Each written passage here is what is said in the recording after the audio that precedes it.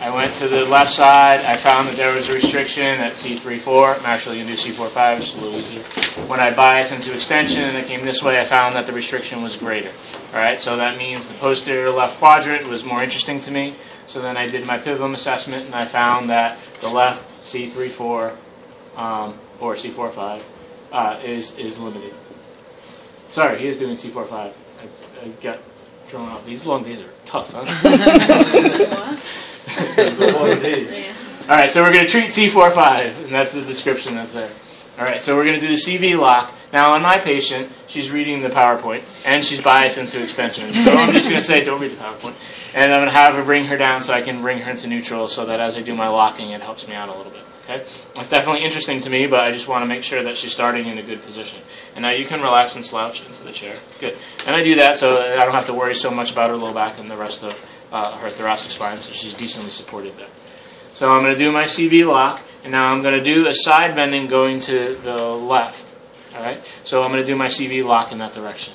So as I side bend her this way, which way do I want to rotate the head? To the right. Okay. So now that relocates C23, side bend, relocate C23. Now our CV is locked, but C23 is in neutral. Okay? So then I come along here and I count down, and I get to my C4-5. And then what I do is I come in, and now she's CV locked, so I can hug the head and I can start to get my fingers to palpate the neck. But my lower hand is on C5, all right, because I'm treating C4 on C5. Now, I have my hand on C5, and she's in neutral from C2 all the way down to C5. So what I'm going to do here is I'm going to flex, side flex to the left, and rotate to the left. Okay? And why am I side flexing to the left and rotating to the left? To do downside on the left. To do downside on the left, and the cervical spine, how it has an ipsilateral coupling. Okay? So I did the CV locking. So here she is, CV locked. And that allows me to side bend and bring her back into that quadrant. Okay? Now I side bend her down. So you're going down all the way down to C3-4. That locks her out from above. I have the C5 here. And now what I can do is stabilize. Right, you can go right at the facet. Right? You can have, or you could be on the spinous process. And then as I go here, I treat this as a functional unit, and I'm bringing, so I'm holding the C5, and now I brought her down, C3 on 4. So now I'm focusing on C4 on C5, and I'm bringing her into the back quadrant this way. Okay, so now I'm doing a hold and move. I'm holding C5 and I'm moving above. Or I could do a hold here, and now I'm going to do a glide from below. Right, so that's a roll and glide. So I'm rolling and gliding this way. And which way is my glide going to be? What's that? So now you're gliding C5? Now I'm gliding C5. And which way am I gliding C5? Okay. Well, it's not just you. To the right. Which way does the glide go?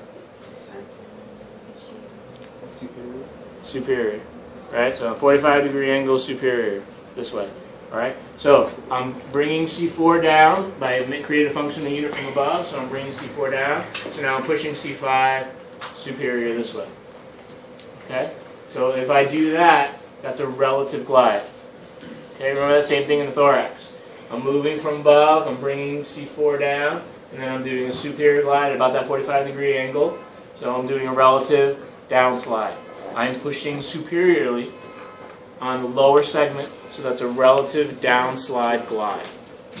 But you're moving the top one too. Well, I moved the top one from above, right? So I'm doing an actual down slide from above, and that's the roll. But then I can do the glide from below, and that's pushing the C5. So you roll first and then glide. You go, well, for everything, you take up the slack, okay? So you lock the CV, find this, you side bend down, and I get to the range. So I side bend, so that's C3-4, and then I palpate. I'm palpating C4 on 5. I'm stabilizing C5. Right now, I'm moving C4 on C5 to end range. If I were to mobilize here, now is when I could do grade 1, do grade 2, I could do it from above just like that. Or I could go right to the point where I feel the range, and I can go from below. Here's my glide. That's a C1 glide, or that's a grade 1 glide, grade 2 glide, grade 3 glide, or grade 4 glide from below. Sorry. Okay? So you can grade it from above, you can grade it from below. Hold on one second.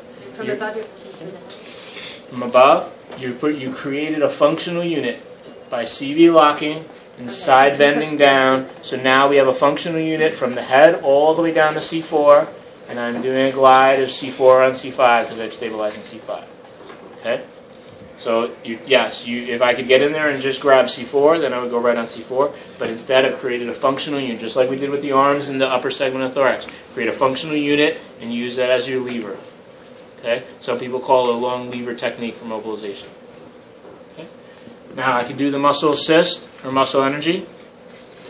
So side bend, down. I get her here. Okay, so now I do this, and now I say, okay, this is an assist. Don't let me side bend your head to the right. Don't let me side bend your head to the right. Hold, hold, hold. Don't let me, don't let me, don't let me. And then relax. So I'm trying to side bend her to the right, which means her left side benders are contracting. She's helping me.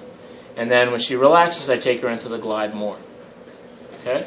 You could do it as a hold, relax. You get here, and I could say, okay, don't let me rotate you to the left. Hold. And then relax. So now that muscle contract and then relax, and now it's relaxing, so it's allowing me to get further into the range. Okay? That in and of itself already starts to bring into the question of what is a joint glide restriction. Right? Because if I can do a muscle energy and change a joint glide, then that really puts in the muscle as implicates the muscle as being a limiter for the glide. And that's fine. And they've been doing that for years. But for years they said it was only a joint glide, and now they're saying, okay, a joint glide, it might be the capsule itself, or maybe it's a muscular compression and we can use muscle assist or muscle energy techniques to allow the glide to improve. Okay? How would you know for All right. sure? You don't? Yeah, they didn't know for years. Yeah. Theoretically, by end feel, when you get there and you press and you get that capsular end feel, especially if it feels fibrotic, then you're like, okay, that's a fibrotic capsule, and I'm going to do mobilization because that's the best treatment for a fibrotic joint. But if you have a stiff joint and it's not fibrotic, you get that end feel, it's firm, you're like, okay, maybe it's capsular joint stiffness, maybe it's a muscle compression, so you just do a variety of techniques for whatever works. Okay? Even a manipulation will release the muscles in the area, which will allow the whole area to move. So did we just do something to the joint, or did we do something to the nervous system, or both? Yeah?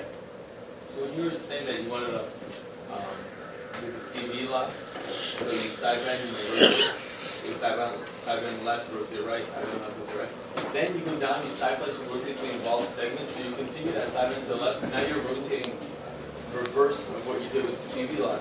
Yep. Does that get out? Does that unlock the CV? Or Nope. how do you Okay, now it's taken up.